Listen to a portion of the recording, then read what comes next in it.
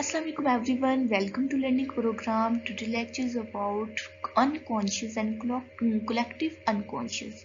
Student short question अक्सर आता है आपके पास unconscious and कलेक्टिवली अनकॉन्शियस पे डिफ्रेंशिएट करना, बट मैं आपको साथ ही इंकोड करती हूँ. समटाइम्स सिर्फ शॉर्ट क्वेश्चन आता है define the collective unconscious.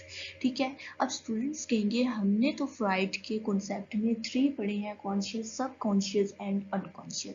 So student थोड़ा सा यहाँ पे कॉन्सेप्ट क्लियर करें. कार्ल जॉन हमारे पास ये भी साइको एनालिसिस ही का पर्सन है, उसने हमारे पास एक कॉन्सेप्ट दिया था कलेक्टिवली अनकॉन्शियस पे. ठीक है, अब मैं आपको नेक्स्ट बताती हूँ कलेक्टिवली अनकॉन्शियस क्या. इसने कहा था हमारी माइंड के जो अनकॉन्शियस है उसके 2 लेवल्स हैं. ठीक है, first level is a personal unconscious and second level is a collective unconscious. अब आपको अनकॉन्शियस का तो पता है जो कि आपकी not a present state of mind. ठीक है, पर्सनल अनकॉन्शियस वो कहता है वो मेमोरीज होती हैं आपकी, वो इम्पल्स होती हैं, वो विशेस होती हैं, वो परसेप्शंस होती हैं, वो एक ग्रुप या कॉम्प्लेक्स फॉर्म की जगह के तौर पे आपके माइंड में स्टोर होती हैं. कलेक्टिवली अनकॉन्शियस वो होती है आपकी डीपेस्ट लेवल, बहुत ही डीप लेवल पे आपकी जो साइकी होती है, और हो सकता है वो साइकी एक्सपीरियंस आपकी इनहेरिटेड हो, वो हर ह्यूमन की स्पीसीज पे बेस कर रहा होता है. ठीक है,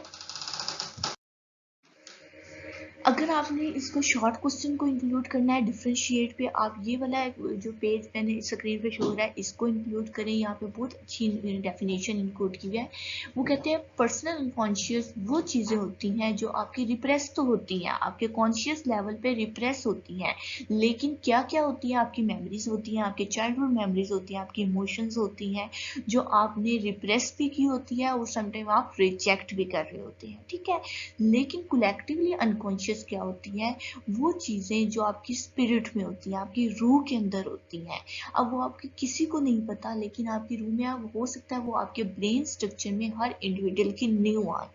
बाय बोन, बाय बर्थ आपके पास जो सी मेमोरीज आती हैं, आपकी विरासत में जो चीजें मिल रही होती है, that is a collectively unconscious. ठीक है, अगर हम नेचर पे बात करें, पर्सनल अनकॉन्शियस यूनिक होती है, ये आपकी लाइफ के एक्सपीरियंसेस पे होती है, जो जो लाइफ में आपकी एक्सपीरियंस हो रही हैं और आपके माइंड में हैं but not a present state of mind, जिन्हें आपको याद करने की ज़रूरत है, then is come to present state of mind या आपके कॉन्शियस लेवल पे आए.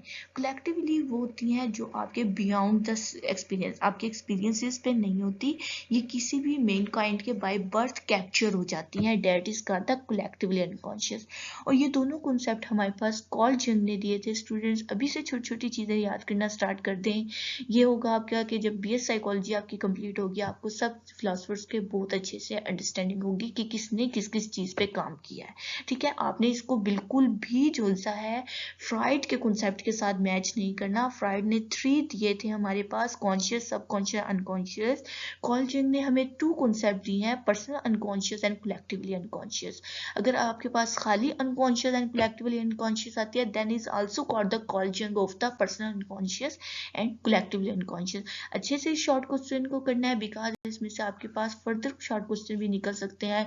Define the collectively unconscious, define the personal unconscious.